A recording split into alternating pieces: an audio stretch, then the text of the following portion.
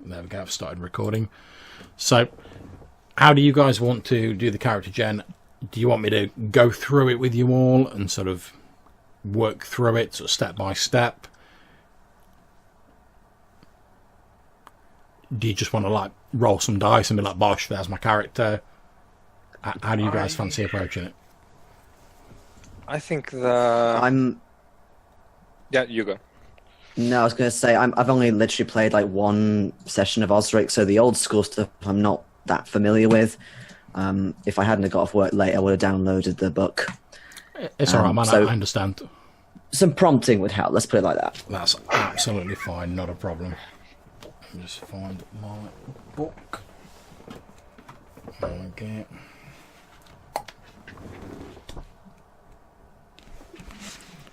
Okay, so I'll go through it all sort of step by step with you guys.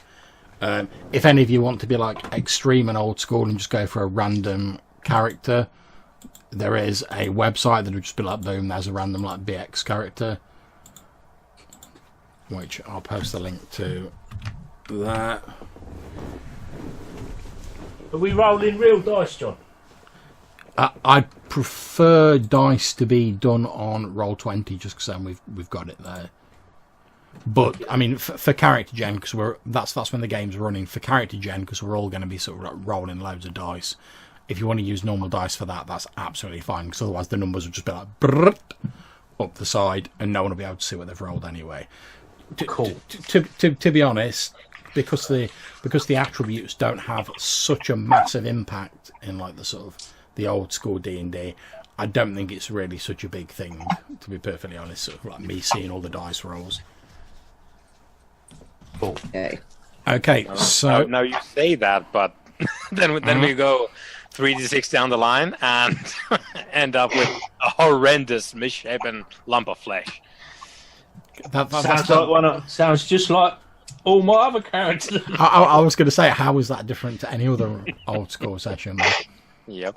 But if you guys are in the Roll20, you should see that I've set up a sort of blank character sheet for each of you, which has just got like your name and then like character or CHAR, depending on what mood I was in when I wrote them. You should each be able to control or write in your own character sheet. If you can't, let me know. Mine's working anyway. Yeah, and if you go onto the character sheet tab, it's got all the relevant stuff there and spaces for you to put stuff in. Some of it it'll auto-calculate. I'm sure there'll be a few things we'll find as we go along that, aren't working as the character sheet creator intended, but that's all part of the joy of using Roll20 pre-made character sheets. So we'll just have to sort of see how we go. Okay, so first things first, I'm sure none of you will be surprised to know that you have the standard 6 D&D attribute scores going from strength all the way down to charisma. For each of those, you determine them by rolling 3d6.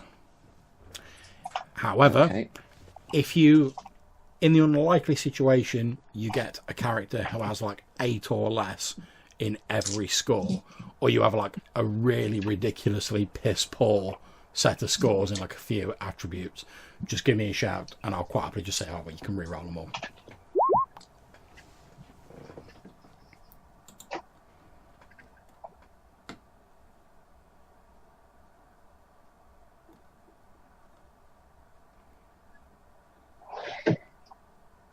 That's not a bad looking set of stats there, Robert. No, it's not too bad. That's not too Is bad. it 13 for a bonus? Let me just check and I will tell you. I think probably it is. It's 13 to 15 as a +1. Oh. Yeah. Huh. The attribute bonuses are basically if you've got a 3, it's a -3, 4 to 5 is -2, 6 to 8 is -1, 9 to 12 is nothing, 13 to 15 is +1, 16 to 17 is +2, and 18 is a mighty +3.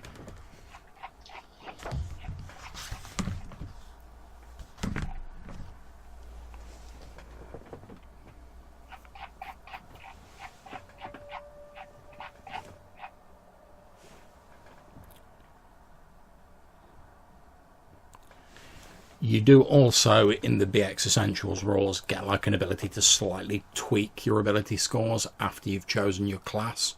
But we'll get onto that in a minute. So go ahead and jot all your scores down, guys. Let me know when you're done, and we'll crack on with the next bit. Obviously, if anyone has any questions or queries about this stage, I can't imagine there will be, but if there are, just let me know. Roll 20's giving me a bit of aggravation at the moment. Well, like I say, if you need to go to old school dice, just do it, man. Well, that'll definitely work. Hold on.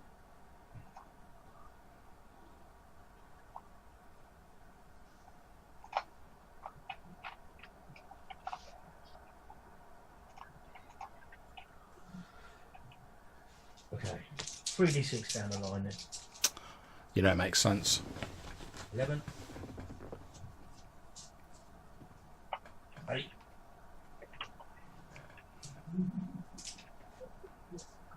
Put it this way, man, you can't be worse in like combat than my dwarf in Kalmata, man. Oh, I'll tell you, the new guy that I've got, Pike, it is a nightmare. I don't quite know how that's going to pan out yet. But Well, my sessions mostly seem to involve me like flailing uselessly at bad guys with a spear.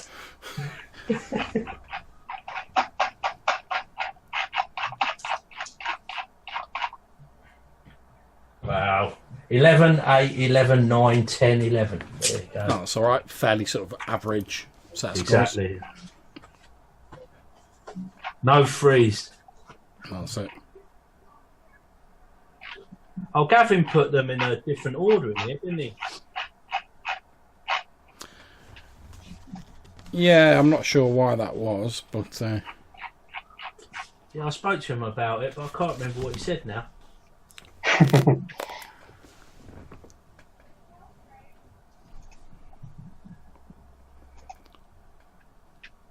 What order have you got it in, John? well, Strength? on the character sheets, it's strength, intelligence, wisdom, dex, constitution, charisma. It's in a different order in the book here, but See, I heard a theory that they did it so that all the prime requisites were the first three, and then the non-prime requisites were the next three. mm. And what did you just say? You just said strength in Wisdom, dex, con, and charisma. Charisma. Yeah. But that's just like the order it's listed in on the pre-gen character sheet in Roll 20. Right, cool. So that's what I'll go with. Okay, so how's everyone coming along with getting their stats jotted down? All good. Yep. That's done. Okay, so Johannes is done. How are you coming along, Rob? I finished yet. You finished? Sorry, I have my stats in there. Yeah, it's all good. Okay, Jason, how are you getting along? I think you're muted, dude.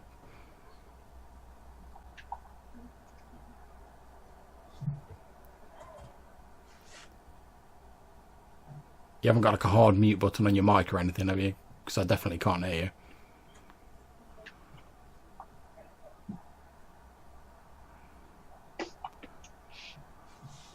Nope.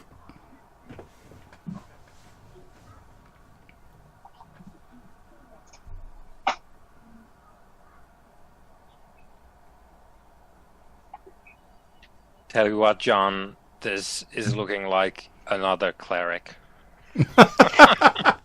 What And is it it? went What is so it with well you and last time. clerics, man? What is it with you and clerics? I don't know. Yeah, but in BX Essential, you don't even get a spell at first level, man. Yeah, I'm just really wise.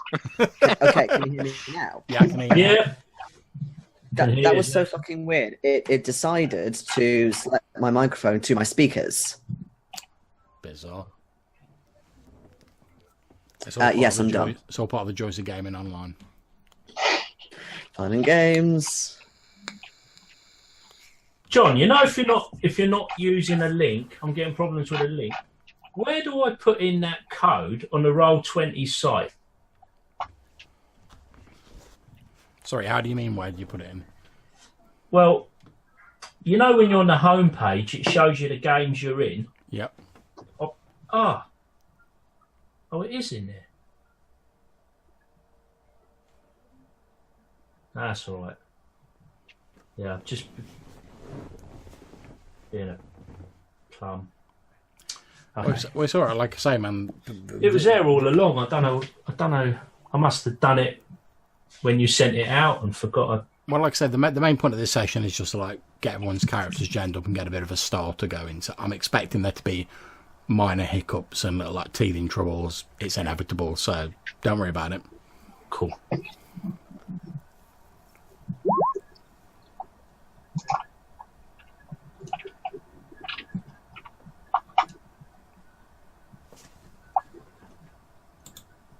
Wow, character sheet as well. It's pretty cool, this character sheet on here, isn't it? Yeah, it's pretty nice. I like the way you can hit the rolls from here and that. Okay, so once you've all got your ability scores, you need to choose yourself a class. Now, I'll go through those. I'm sure there'll be no real surprises, like we've all played D&D. If anyone wants any like extra information, just shout out. BX Essentials does do race as class. The 3 sort of demi-human races / classes available are Dwarf, Elf, and Halfling, I believe. I don't actually know if Halfling's in here. It is, yeah. Oh yeah, Halfling is in there, yeah. Cool. So Dwarf, Elf, and Halfling. The others are Cleric, Fighter, Magic User, and Thief. Like I say, no real surprises there. Yep.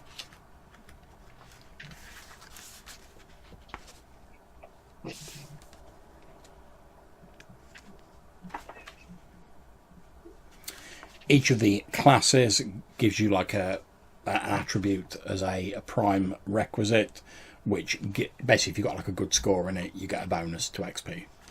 Is how that works. Okay.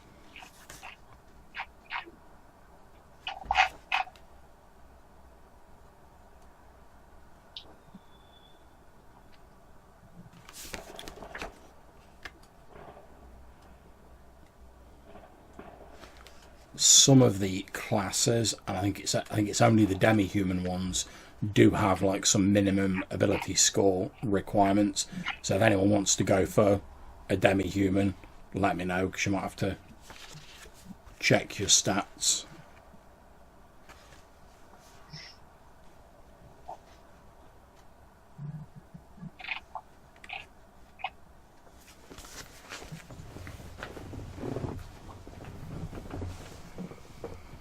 So what are people thinking about going for? I'm tempted with I was line a up a magic user because I like to die early. Legit. Okay, so magic user, cleric, thief. How about yourself, Colin? Well, I was reading your bit of background blurb, and I was thinking maybe a bit of a rough and tumble fighter type. Yeah, that's all good. Did we just make the D&D party? Yes, we did. Yes, we Quintessential D&D party. Well done. Did somebody say cleric? Yeah, Johannes. Wow. Good man. Or as I like to call it in BX, I'll soon be at second level and have a single spell. So John, I hope you have that mushroom chart ready, because you know where this is going. It's the mushroom chart. It's never far away, man. It's never far away. Fuck is the mushroom chart? I might have played a cleric who was constantly tripping balls on mushrooms. No surprise there. Yeah, we've the adventure that I wrote's got like a random like mushroom drop chart on the back of it. So if you like pick mushrooms, you can randomly determine what they do. And some of them are hallucinogenic. There's a table in like the Midlands campaign setting where it's like, oh, you've had this mushroom, you're tripping, roll this dice to find out what sort of trip you're having. Okay. Wow. Dare I ask what the penis mushroom does, John? Oh, I think I've actually got the penis mushroom on here. It was in your recent podcast, wasn't it? Yeah, it was in the Rose of Westhaven game because Johannes Einloff's character, when he was like carousing, he randomly got the result that like he woke up from a drunken night of debauchery and he got like a tattoo of some like random profanity or like an insulting a wonky phrase. tattoo, wasn't it? Yeah, and he's like, oh, could I have it be this like phallus, whatever it's called, this like mushroom that's like shaped like a penis? And I was like, yeah, go for it, mate. Enjoy yourself. if you want a big like cock mushroom tattooed on you, fine. Carry on. More power to you. Well, so, which is great for me because it means like whenever they're talking to like, NPCs, I can occasionally stop people like.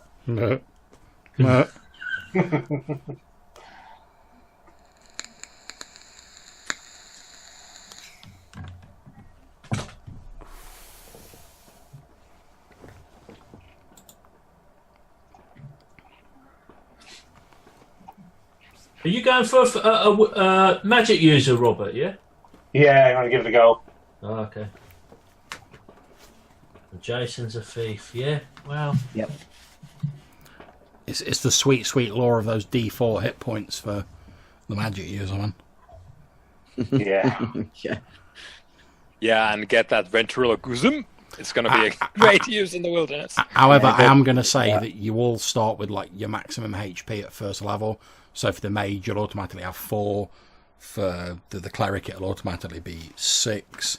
I think thief's 6 as well, if I remember. No, thief's 4. Thief is 4 as well. Yeah. Okay. And the fighter is Only 8. get one spell as well. That's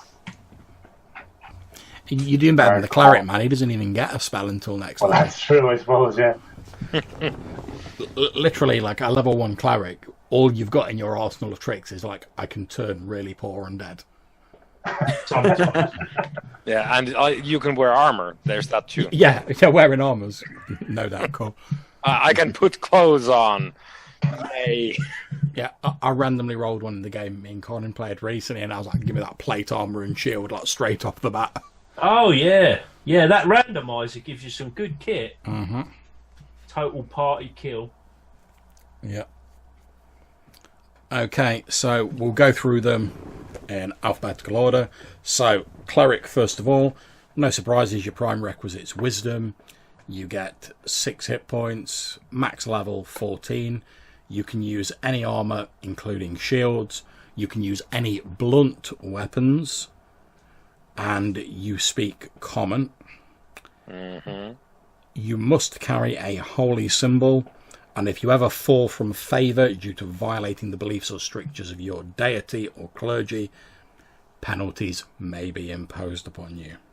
Mm-hmm. You In also the form of spontaneously summoned demons, I suppose. I'll probably not start off with that at sort of level 1, but I was thinking more like a dice penalty or something. But you know, we'll build up to that. Mm-hmm. Let's see.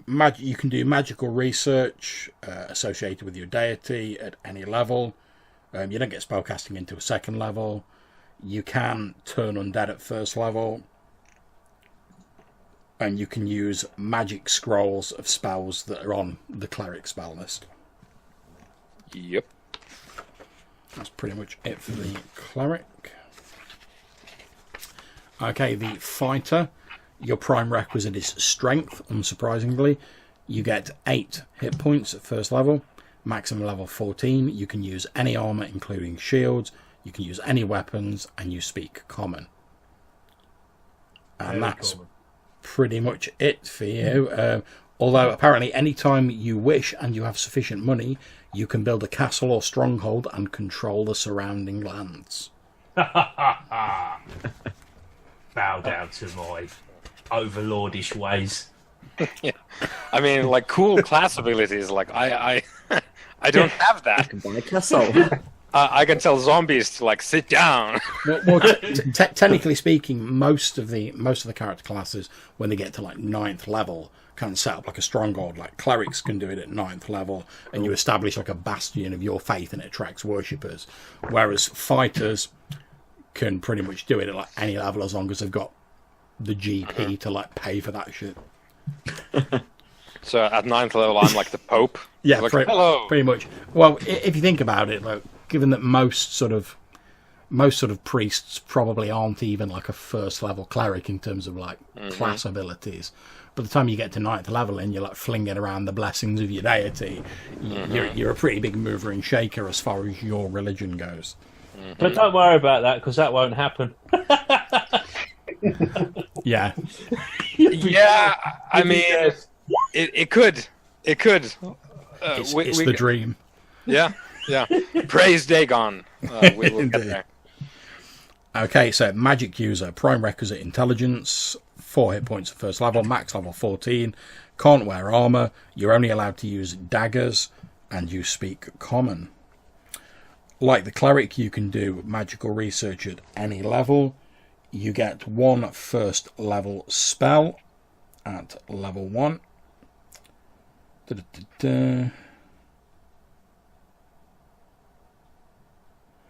I'm quite happy to let you choose your 1st level spell. That's fine. I'm not worried about that. Feel free to pick whatever 1st level spell you see fit. You can use magic scrolls of spells that are on the arcane spell list, and when you reach 11th level, you can also build a stronghold like a wizard's tower or some shit like that, and attract like apprentices who want to study under you. That's hilarious. Okay, so for What, the 11th level bit? Well, just the whole thing. I do love the fact that like any wizard who gets to like a certain level of experience is like sitting there wondering that I've got this sudden urge to retreat to the wilderness and build a tower, maybe start training some people.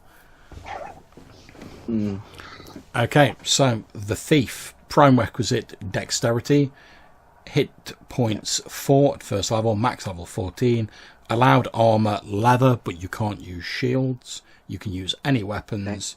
You speak the common tongue. You have the backstab ability, which is whenever you attack an unaware opponent from behind, you get +4 to hit, and you double your damage. Then you get a bevy of thieves' skills, which should be listed on your sheet, I'm hoping. Yep. Splendid. Yeah, I've got them all. And you get I love how it loads. says for a lot of them, only DM knows if successful for sure. Yeah, I like to think a few of them would be a bit obvious, like climb sheer surfaces. That's going to be fairly obvious if, like, I'm just going to scale down this cliff. Are you I've not. successful? Turn to the GM, like, was I successful in climbing down that cliff? Or not? Well, have you just like fallen 40 feet to your death? Well, you're probably all right then. Yeah. Okay, and when you reach 9th level, you can establish a thieves' den. So, like, you become like a thieves' guild master, and you get like 2d6 thief apprentices at 1st level. And that's pretty much it, I think. Obviously, your sort of to hit armor class 0 will be listed on your character sheet. Hopefully, it should automatically work that out, as with your saving throws and any relevant special abilities. Let's have a quick look at that. Yeah, I was going to ask you about that. It's with those types of ability, like saving throws and stuff, it's not automatically calculating them for me. Right, okay, that's not a problem. Let's have a look. Saving throws. Right, okay, I'll go through the saving throws for people then. That's not a problem. I fixed mine, so I'm good. Okay, no worries. So, Jason, your saving throws are for your poison or death ray save, it is 13. For wands, it's 14. For turn to stone or paralysis, it's 13. For breath weapon, it's 16. And for spells, it's 15. Okay. Okay, does anyone else need their saving throws read out to them? No, I'm good anyway. Okay. How about yourself, Colin? Do you need yours reading out? No, I'm good, mate. I've got the book here. Okay, lovely, jubbly. Okay, I'm just bringing this up so I can see you all. Right, so obviously we're going to come to the often the most contentious part of character genning in a bit, which is going to be like picking a name for your character, but we'll get to that in a bit. Okay, so the next step, now you've chosen your character classes, and I'm literally going through this step by step, is adjusting ability scores. If you wish, you can improve the prime requisite of your character, so your class ability score, by lowering other ability scores. For every 2 points that you reduce another ability, you can add a point to your prime requisite. The following restrictions apply. Only intelligence, strength and wisdom can be lowered in this way. No score can be lowered below 9, and thieves may not lower their strength score. Probably for the best, considering it's not good already. Well, to be fair, raw brawn and muscle isn't really the thing when you're a thief anyway. Yeah, exactly. It's barbaric. It's old school.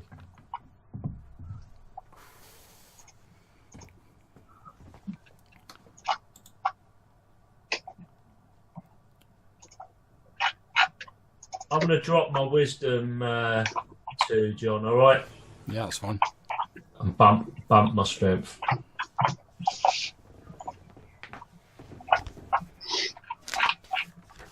Okay, so let's see. I was trying to work out if it's calculated ability modifiers. I don't think it has. Okay, so in terms of your prime requisite, anyone who has 13 to 15 in their prime requisite score for their class gains a plus 5% to any experience they earn. Anyone who has a 16 to 18 gets plus 10% of their experience. Anyone who has 3 to 5 gets a minus 20%. Anyone who has 6 to 8 gets a minus 10%. Anything else is 0.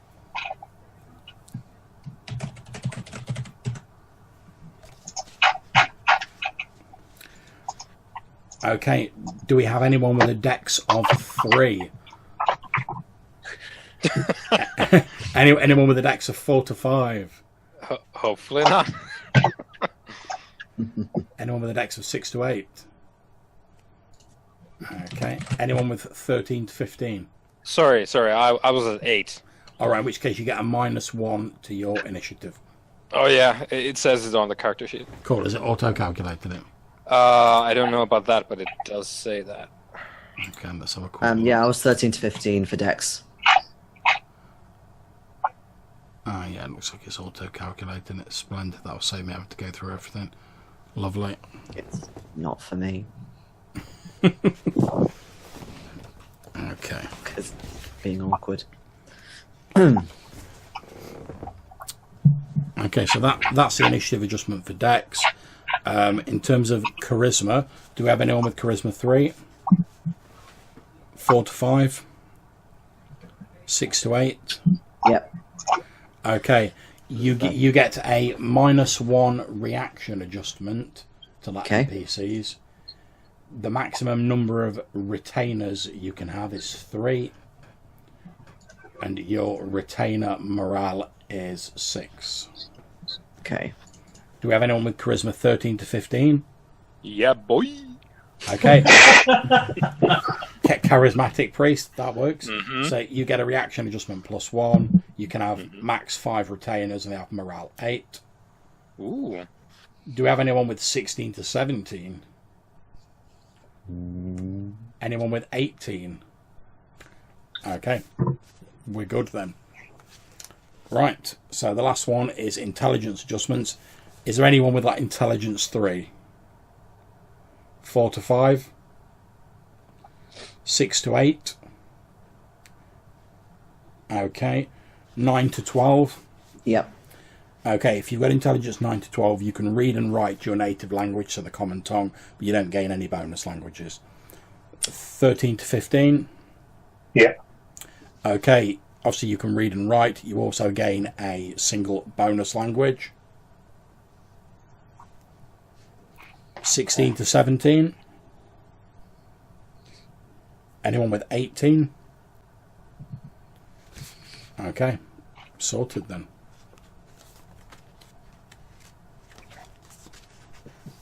Do you have a list of languages likely to be used in the world that I can choose from? Okay, the main languages, there's only a few sort of common races. The main languages are obviously Common, which pretty much everyone speaks. There is Dwarven, Elven. There is also Orcish, which is used by like orcs, goblins, ogres, etc. There is the ancient Serpent Man tongue, which is like a dead language, effectively, and that's pretty much it. They're like the 5. Okay. Right, I'll just go with Elvish or something, so...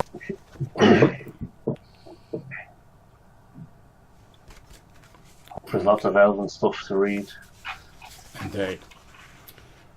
Okay, so for the Cleric, your to hit armor class 0 is 19. For the Fighter, it's 19 as well. In fact, I think it's going to be 19 for everyone, but I'll just check. Yeah, for the Magic User, it's 19. And for the Thief, surprisingly enough, it's 19. Sorry, what's this? I didn't hear. Sorry, what was that, Jason? Sorry, I didn't hear what you said the first bit. What's the 19 for? It's for your to hit armor class 0. So Okay. Basically, because it's like THACO, lower armor classes are better. So like 0 is like the best armor class you can have, and you need a 19 or a 20 to hit someone with like the best armor class. Okay. And the way you work out anything else is if I said to you like, oh, this person's got an AC of 4, you subtract 4 from what you need to hit armor class 0, and that's what you need to hit. So you'd need a 15 to hit someone with armor class 4. The table in the character sheet is pretty cool. Yeah. It really makes it dead easy, like, to understand what you need to hit each AC. Yeah. As Rob's saying, just above where the weapons are listed, there's like a 2-hit roll table, which basically shows you the number you need below each armor class. Yeah, sweet. Okay, cool. Right, we've done hit points, we've done saving throws and class abilities. Okay, so you get to pick your alignment next, which is lawful, neutral, or chaotic. Lawful beings believe in truth and justice. They follow laws and believe all things must adhere to the natural order. It's sacrificing to the greater good time. That's what lawful is. And they will choose the good of a larger group over the needs of an individual, effectively. Needs of the many, as it were. Neutral beings believe in a balance between law and chaos. They tend to do... Most people are neutral. That they try and be good, but they mainly sort of have to like look after themselves, and they're just trying to get along. That's pretty much what neutral is. You might commit good or evil acts in order to further your own ends, and you generally won't put other people's needs ahead of your own, but different situations call for different things. Okay. Chaotic beings are in direct opposition to law. They should seldom be trusted, for they tend to act in an evil way and will be much more selfish than a neutral being. Chaotic characters believe in chance and that there is no innate order to life. There's no restrictions on those. Pick whichever you fancy. So, John, I'm guessing whatever deity I worship also has an alignment. Right. We'll break off and discuss deities a little now, because obviously Yeah. it's important with you playing a cleric. Yeah. Effectively, the population of the last city, they're a mishmash of different cultures and refugees who were sort of like flocked there when the sorcerer kings were falling, when everything was going to shit, basically.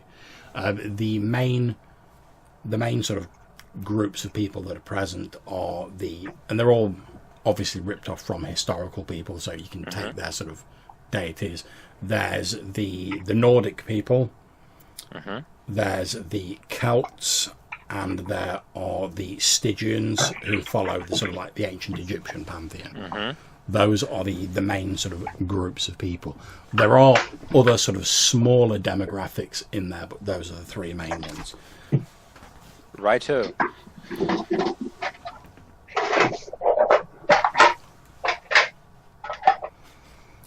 Okay, so next we move on to purchasing equipment. Every player starts with a mighty 3d6 times 10 gold pieces. Now, John, I have to have a holy symbol, right? 90. Yeah. Does my church provide me one, or do I have to buy it? I'm I pretty sure. find a mention. I believe you have to buy it. That's some good old time at the church. Yeah, you need to have this. Also, you need to buy it That's it, man. to join our church. So pony up. Nothing comes for free, man. No, not even salvation. No.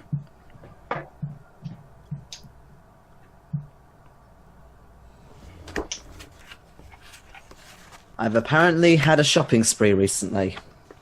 I take it that means you've got a poor amount of gold pieces. Yeah, I rolled 2 ones. Oh. Okay. Right, I obviously... did okay, you just can't buy it. Okay, obviously the equipment list is listed in the book.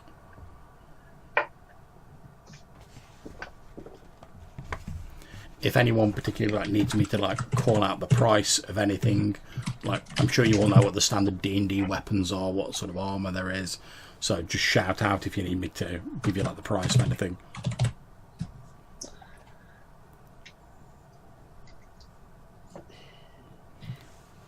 Yeah, just the usual sort of dagger, short sword, and crossbow for me would be good. Okay, crossbow costs 30 gold pieces. Okay. Dagger costs 3. Yep. And what was the other thing you're after? Short sword. Short sword is 7. Okay.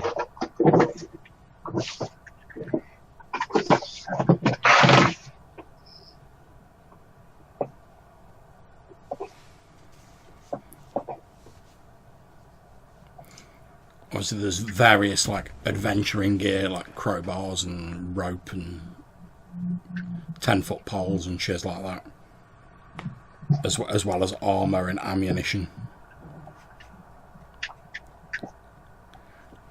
In terms of ammunition for your crossbow, 10 gold pieces gets you a case of 30 crossbow bolts. Okay.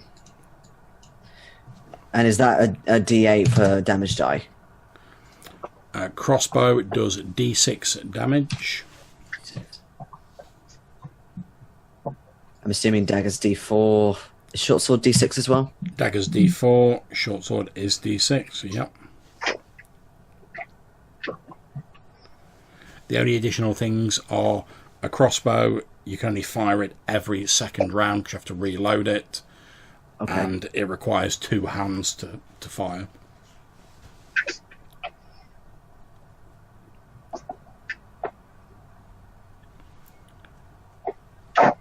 Okay, does anyone else need any pointers on equipment or anything like that?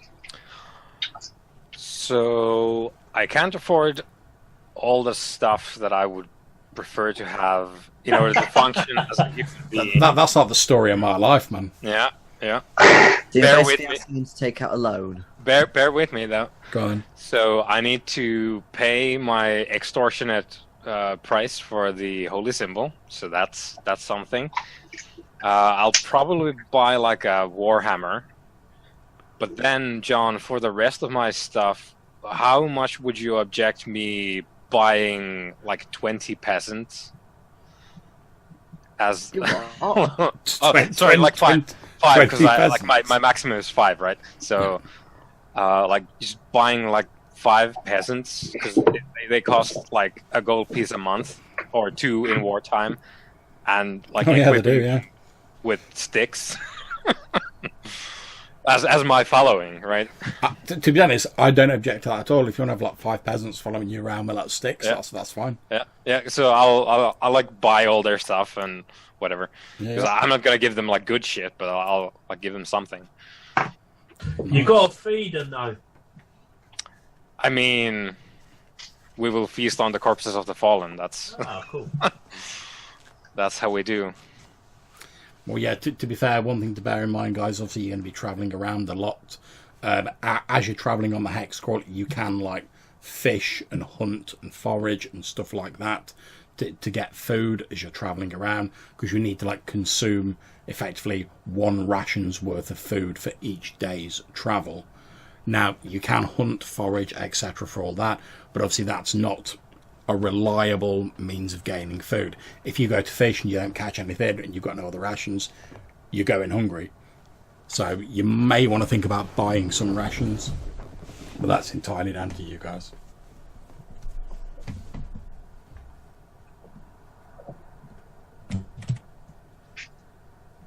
John, does the last city have a singular ruler, or like what's the government situation?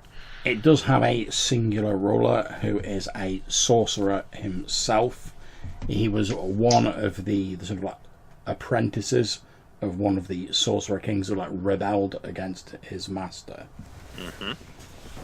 And he sort of rules with the aid of like his god, effectively. Yeah.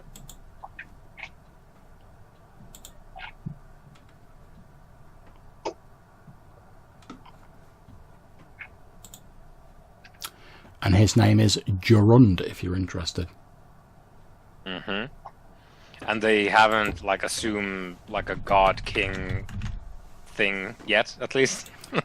No, he's not on the same level as like the sorcerer kings of old, who like had ridiculous amounts of like magical power. Mm-hmm. He just sort of like puts his magical powers, such as they are, because he's getting on a bit now, to help the city, and that's believed to be like one of the reasons why the last city has survived, when so many other like budding settlements, like people have gone out, like, oh, we're going off and we're going to found a new village over there, have just like disappeared or been destroyed.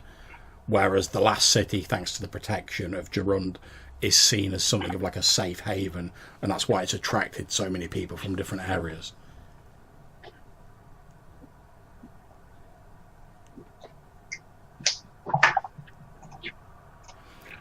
He's also one of the reasons why like magic users are still accepted, because obviously after the sort of horrible reign of the Sorcerer Kings, magic users weren't terribly popular. But thanks to like Jurund and a few other people sort of stepping up on the people's side, it means that like magic use hasn't been like entirely sort of outlawed. Right, I'm skint.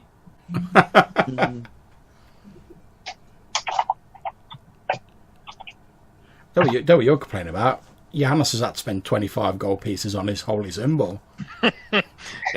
It's balling out of control, though. Like, better be. I don't know what kind of holy symbol you get for like 25 gold pieces, but I'd expect it to like have a bit of swank about it, you know, like a silver crucifix or something. Or like LED lights. Yeah. When you reveal that you follow the god Disco. Yeah. And in terms of deities, obviously I've listed out the main pantheons, like the Celtic pantheon, the Nordic pantheon, the ancient Egyptian pantheon. But part of the reason why I said went for the whole, there's loads of other different refugees, is basically so any sort of like mythological deity that you like take a particular fancy to, you could potentially say like, oh, I come from some kingdom like far away originally, and I've maintained my people's traditions, so it allows people a lot of leeway in terms of what deity they follow.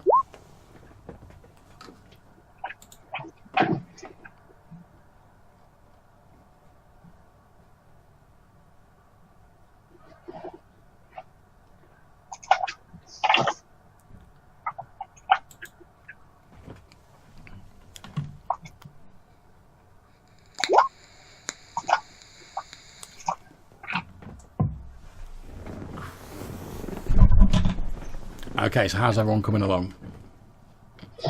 I'm finished anyway. Yeah. Okay, lovely. obviously we'll be taking this a bit more slowly through, guys, because it's the first session and like we're all not familiar with the rules to varying degrees. So I just want to take everything a little bit more slowly, make sure everyone's got like a good idea of what's going on. Obviously, at any point during the game, if anyone has any questions or they don't understand something or they've misunderstood something, just feel free to shout out. As I always say to people, I'd much rather slow the game down for a few moments, explain something to someone, than have them sort of like sit back quietly but feel they can't really like get involved in the game. Can you just remind me how the percentages for the thief skills are done? Yeah, you basically need to roll under the percentage, I believe, to be successful at it. But it's not calculated the actual percentage they should be. Ah, right, okay, that's not a problem. Let me just bring up your character sheet. I couldn't remember if there was like a pool that you spend into it or something. Or... No, there isn't in BX Essentials. Okay, so if you scroll down to the bottom, where you've got class abilities, yeah, you've got your thief abilities up. Yeah. Okay, so for your climb surfaces, that is 87%. 87, that's very specific. Yeah, I know. It gets better. Your find remove traps is 10%. Your your hear noise, you can see there's like a drop box next to it. Yep. I believe you should have a 2 in 6 chance of that, so obviously like a 1 in 3 chance. Yeah. Okay, your hide in shadows is 10%. Your move silently is 20%. Yep. Your pick locks is 15%. And your pick pockets is 20%. Okay. And that's it, I believe. Cool. So if you want to have like a few rolls of like the detect secret doors and various other bits and pieces, just to check you're happy with those. I think pretty much everyone has the detect secret doors, the listen at doors and stuff like that. It's like the thief gets some additional like speciality ones like the pickpockets and stuff. Let's get all the failures out of the way. That's it, man. Use up all the bad rolls.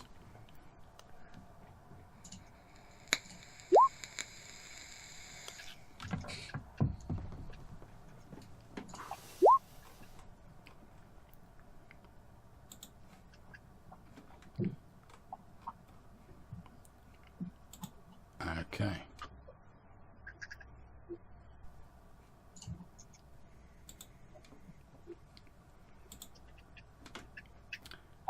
Right, so if we're all sorted, I'm just going to do a quick read through of the sort of background pamphlet for anyone who's listening, or to refresh your guys' memories as well.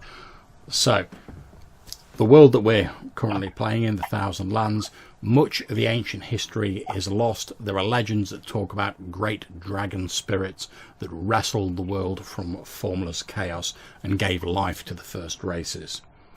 There then rose the Serpent Empire, humanoid serpents made in the image of the great dragons, who were the first to rule the world, ranging out from their ziggurats, their places of worship, built of strange grey-green stone, and some of them may yet still stand. It is thought, although not known, that a rebellion by their slave races brought about the downfall of their empire. However, preserving some of the Snake Men's secrets, a great kingdom known as Atlantis rose on an isolated island, subduing all around with magic and diplomacy. In their attempts to reach greater heights of sorcery and surpass their masters, the Atlanteans sealed their own fate, and as their cities sank below the waves, many horrors were unleashed upon the world. After the fall of Atlantis, the few remaining sorcerers used their powers to make themselves mighty, styling themselves as sorcerer kings, cowing all with their mighty magic, breeding uruks and similar creatures as foot soldiers to enforce their will. It's not known precisely what caused their downfall. It's thought perhaps they warred with each other, or that their creatures slipped their leashes. In the space of days, their fiefdoms were plunged into chaos as monstrous creatures, freed from their sorcerer's control, ran amok. Since that time, approximately 100 years has passed, and much of the world has collapsed into barbarism and chaos, with many historical records being lost. A single small city has survived the chaos and has become known as the Last City. Its people, a mishmash of different ethnicities and origins, now struggle to reclaim the land and rebuild it. Okay, so you guys are playing people in this game who are, you've grown up in the Last City. The background I've just told you, although much of it's sort of hazy and indistinct, you will all know that. You will have all heard these tales of lost Atlantis and of these ancient serpent men and of the dread sorcerer kings. But because there's no real written records, a lot of it's passed into legend, or it's wrapped up in allegory and cautionary tales and fables. Now, the Last City has struggled over the last 100 years to like rebuild itself up to almost like a sort of feudalistic level of technology, with the aid of Gerund, the ruler of the Last City, and his apprentices and various people who pledged to protect the city. It has been protected from the roaming orcs and the monstrosities that have been roaming the wilderness ever since the sorcerer kings have fallen. It's basically the last bastion of safety for civilized people in this world. Now, there may be other settlements out there, other villages, other towns, and even though it's called the Last City, it's pretty much a big town in terms of its size.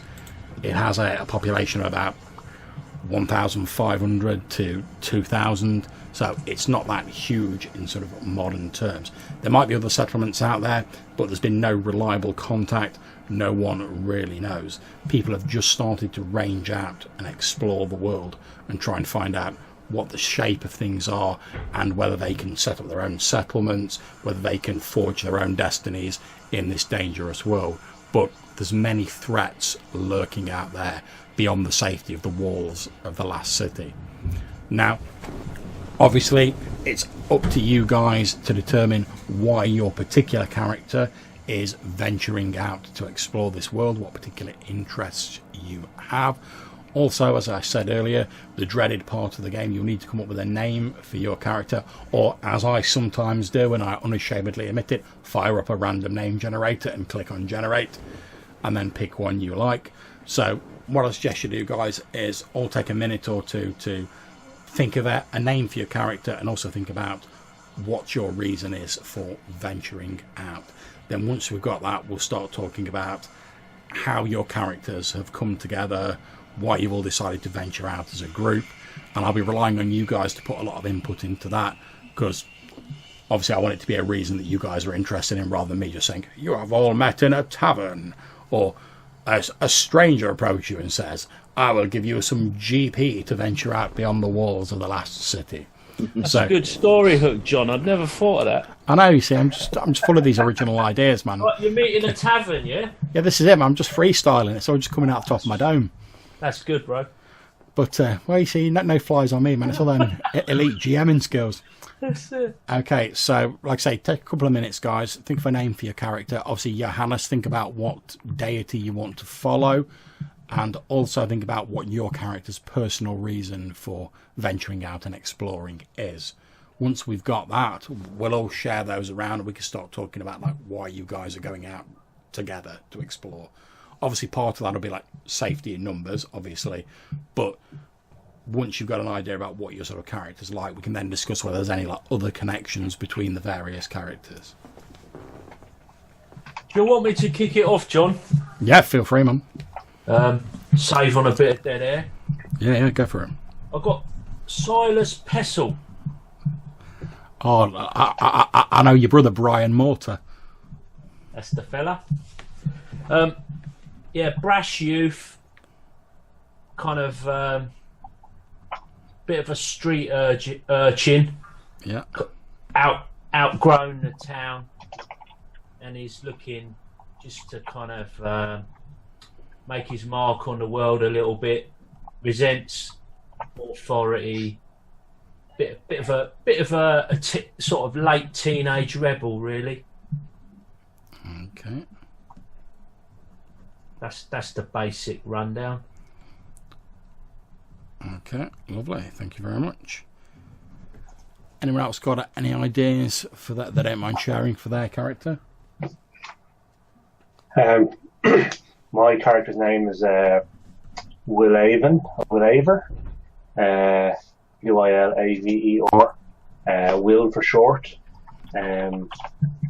He is a snooty type, kind of sees himself as being more intelligent than anyone else, and he's kind of always been that way. And more recently, he's really looking to grow his magic power. Okay. But because he's so snooty, no one in the city will teach him. So he has decided that he is going to sign up with a bunch of adventurers and hopefully find magic items and gold in the wild that will allow him to grow his power and influence within the city. Okay, splendid. I think I can actually see Silas, my guy, being a little bit in awe of Will, perhaps, and I'm not stupid enough not to realise that a clever wizard is somebody to, maybe hang around with a little bit, and being a bit of a tough guy. I think we could have a little bit of a mutual understanding going. You be the brains, and I can offer a little bit of brawn into the mix. Okay.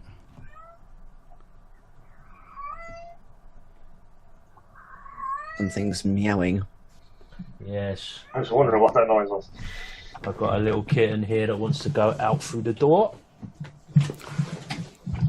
Okay, so Jason, how about your character? Yeah, I was trying to think of a name, but I think I'll stick with that. So I'm going to call him Copper. Copper. Copper. Oh, copper. As in, like, yeah. the colour, the coin, what have you. Yeah. I see him as being a bit of a failure. So how about we go with...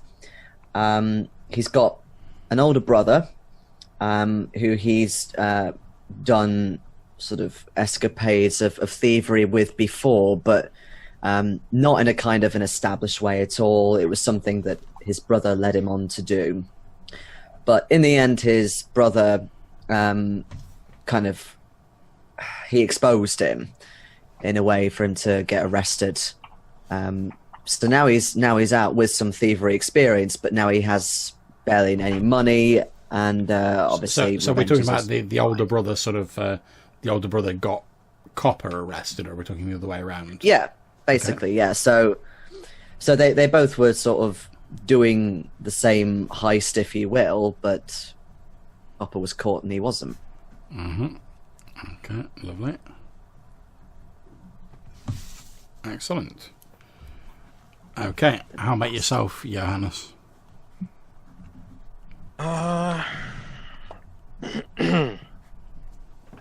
I think. Well, we're going with Egypt because I'm never not going to. Yes, fair.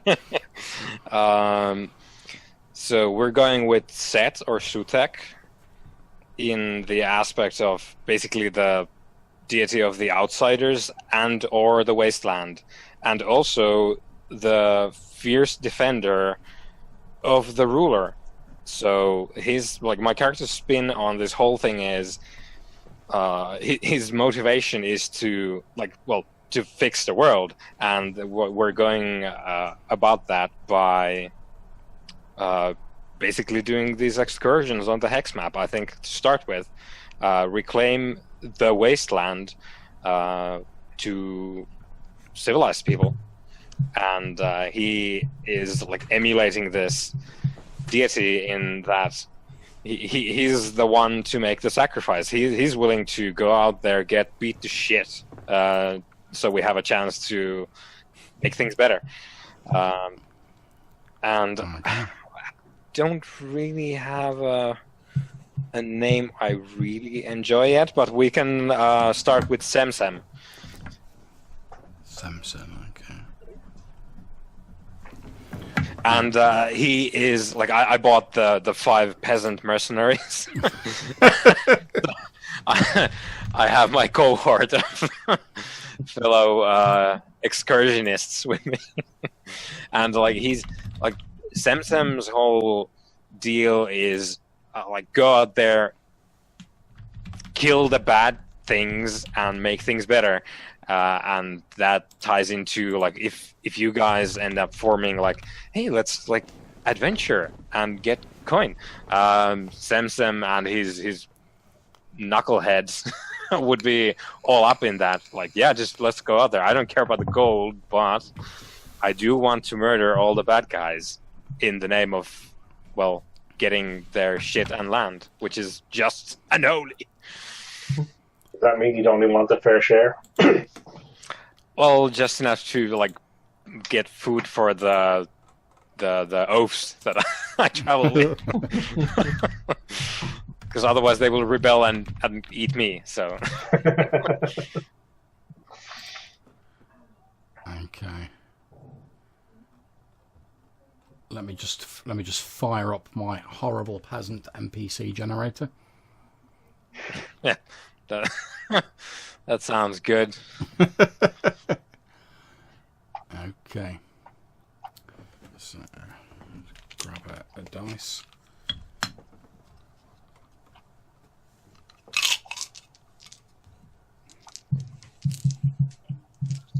And let's see what manner of horrible peasant she's ended up with. Okay, so your first horrible peasant is called Ellen.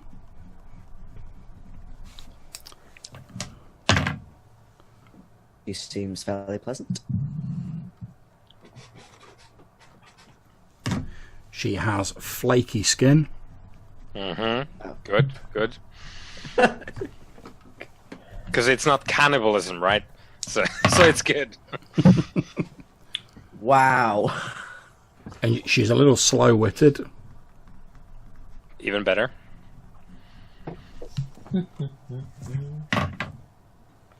However, she is extremely devout. Surprise there. Okay, let's see what we get next. Your second peasant is called John.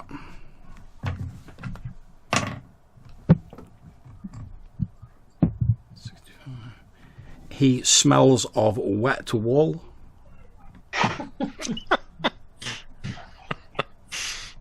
Were sheep.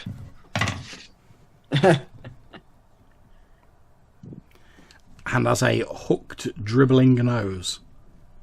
Cool, John. Good luck.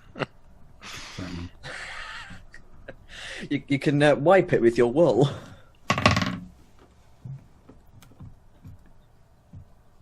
And he's a little bit rebellious. Nothing wrong with that. It's bloody were sheep, they're so rebellious. That's it. Okay, your next one is Anastasia.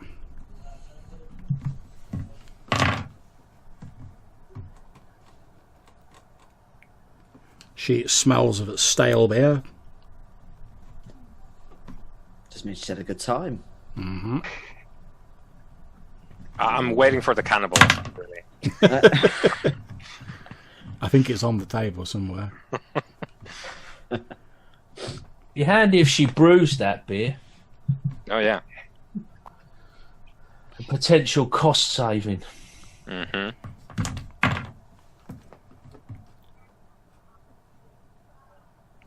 And unfortunately, she's fairly hopeless, so a bit pessimistic. Okay, your fourth one is Eli. Smells of violets, apparently. Not sure what's going on with that, but never mind. Is slab-faced.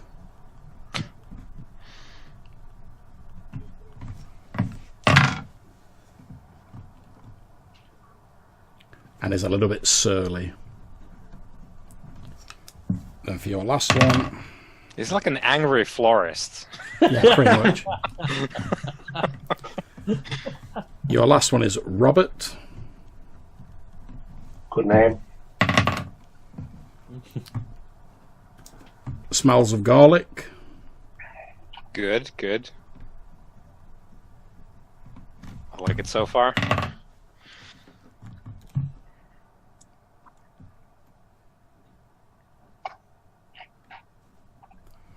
Has a hissing, raspy voice. Is he secretly Van Helsing?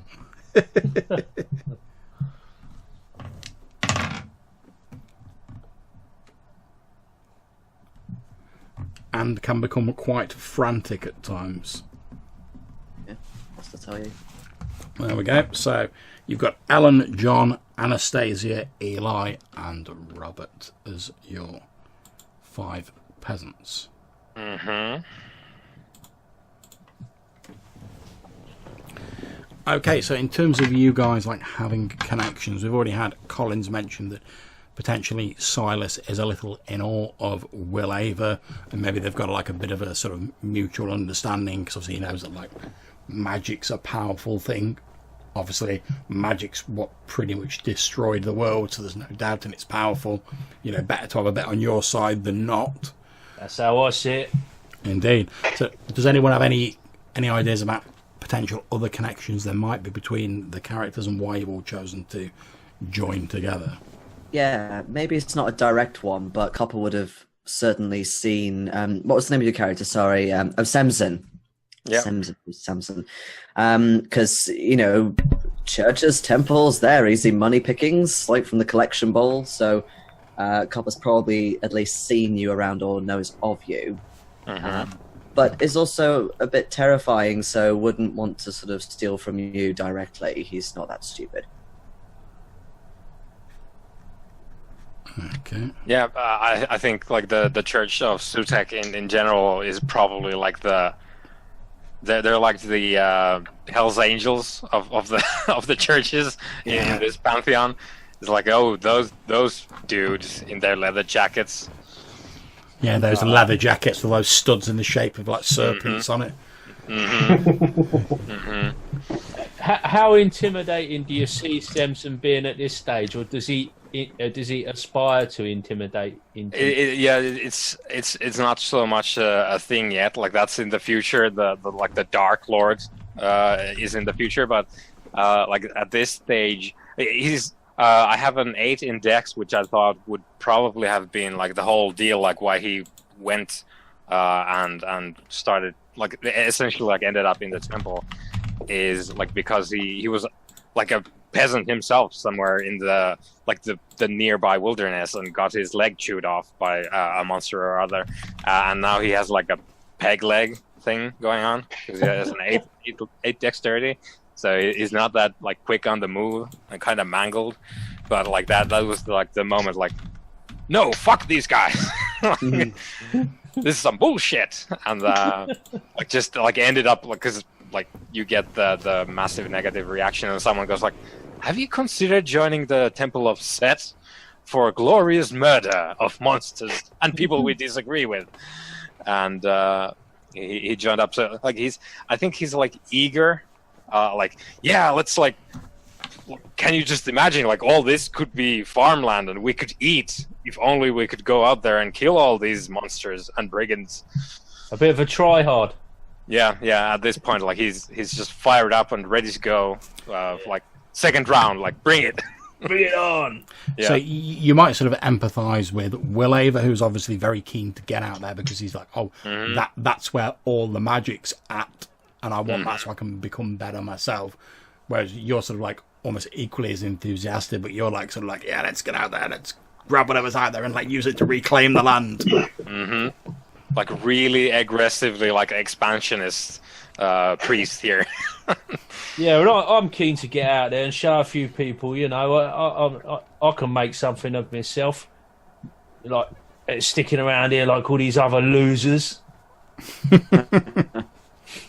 And like Samson would be like extremely accommodating to whatever like your guys' deal would be. Like Williver, like if you're like I'm up for these like scrolls and all these magical artifacts and whatever, and Samson would be like, cool, that's your thing because you're a wizard, Harry. That's what you do. Here are all the magic things. You go do civilization with those. I'm gonna like do this other thing. So like I'm gonna hire more grim peasants. Yeah, like just give me some gold so I can hire more like hench people. But like he would be like his like view of this thing is like civilization is here it is not. And if you bring your wizardly ways into the wilderness, it's all good by me. Yeah, well, Aver's kind of all over that because he fancies himself a little bit of a know-it-all, and he really wants to. Wouldn't be that confident, and would be very happy for people to be talking about him getting all the magical stuff. So yeah, that's. Okay, excellent. I think Copper and Silas would have crossed paths at least at some point, being sort of quite straight hardy. Yeah, definitely hanging in the hood kind of thing. Whatever you call it. Boys in the hood. Definitely making contacts and kind of trying to at least develop some kind of reputation again. Mm. Right, okay. Maybe I see going off out and decide to join you, and then I think, oh, there's that priest from the Temple of Set. Okay, this must be important. Okay, let me just write down both hung in the hood.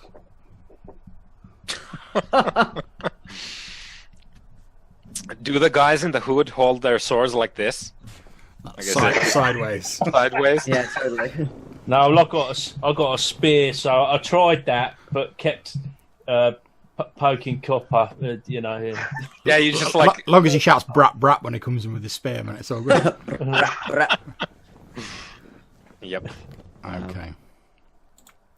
We're off to a great start. Splendid.